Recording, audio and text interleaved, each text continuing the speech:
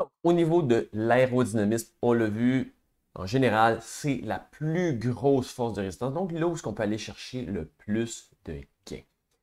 C'est où les gains les plus appréciables qu'on va aller chercher. On entend souvent, justement, quand on parle d'aérodynamisme, souvent, on entend juste parler de roues profilées et cadre aéro. Mais on l'a vu, ça va beaucoup plus loin que ça. Et on va regarder justement les meilleurs choix pour l'aérodynamisme. Pour moi, le choix numéro un à observer, c'est la position. Donc, oui, la position du corps directement. Donc là, ça peut même impliquer justement si on regarde, comme je disais, au niveau d'équipement, un des meilleurs, si ça s'y prête, des barres aéro, que ce soit justement rajouter clip-on ou un vélo de contre-la-montre. Le vélo de contre-la-montre, dans le fond, c'est surtout plus performant. Pourquoi? Oui, le vélo est plus aéro, mais c'est surtout parce que ça permet une position qui est beaucoup, beaucoup plus aérodynamique. Donc, tout ça rentre en ligne de compte d'avoir une position qui est très aérodynamique, de ne pas avoir les bras, justement, qui sont face au vent. Tout ça va faire une énorme différence. Donc là aussi, c'est sûr que quand on parle de position, il faut toujours quand même parler que ce soit une position qui est soutenable. Comme étant moi-même spécialiste en positionnement, il faut que cette position-là aussi corresponde à vos limitations. C'est pour ça aussi que, autant que d'un point de vue confort que d'un point de vue performance, un bon positionnement peut être un excellent investissement d'un point de vue aérodynamique parce qu'on peut justement essayer de travailler pour aller chercher, optimiser le maximum la position en fonction des besoins et des limitations. Puis souvent d'arriver même avec des trucs en fonction de la position pour aller chercher quelque chose de plus aérodynamique. Donc, ici, on continue. Les vêtements. Pour moi, ça, c'est la deuxième grosse partie. Dans le fond, tout ce qui est sur le corps. Le casque, on avait dit, ça faisait une grosse différence. Les vêtements, le skin suit, on a vu, ça a une énorme différence.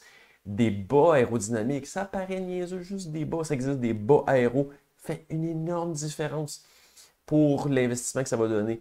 Des couvre-chaussures, souvent on va le voir en contre-la-montre, ils vont mettre des couvre-chaussures.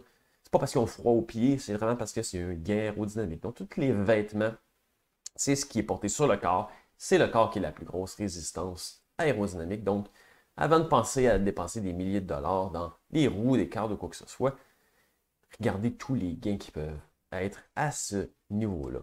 Donc aussi, bon, roues, cadres, guidon, c'est ça, quand on va aller chercher dans le fond des formes beaucoup plus profilées qui sont pensées pour l'aérodynamique. Donc les roues, évidemment, oui, je répète, mais c'est souvent beaucoup mieux. La majorité du temps, c'est beaucoup mieux de privilégier une roue aérodynamique avec un profil qui va être assez grand, qui va être assez profond pour aller chercher un maximum d'aérodynamisme plutôt qu'une roue légère.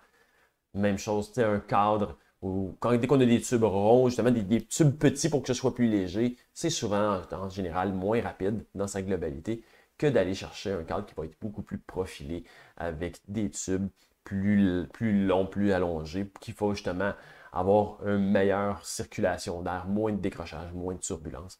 Même chose au niveau du guidon, on ne s'en rend pas compte, mais la partie du dessus du guidon, si elle peut être amincie pour être aérodynamique et enlever le ruban, encore là, c'est pas pour tout le monde, mais il y a des gains surprenants qui peuvent être allés chercher avec ces changements-là. Donc, et si on continue, ben, les pires choix, qu'est-ce qui peut être plus à éviter? Ben, un guidon bas n'égale pas nécessairement plus aéro. Donc, il faut se sonder l'idée du slam that stem. On l'a vu avec la position. C'est pas parce qu'on met le guidon plus bas que c'est nécessairement plus aérodynamique. Loin de là. Ça peut être vraiment rendu. On peut descendre le guidon puis se ramasser une position qui est moins aérodynamique que si on le relevait. Si on est plus de 1 dans sa zone justement de confort. C'est quelque chose que je vois souvent comme dans des triathlons ou quoi que ce soit.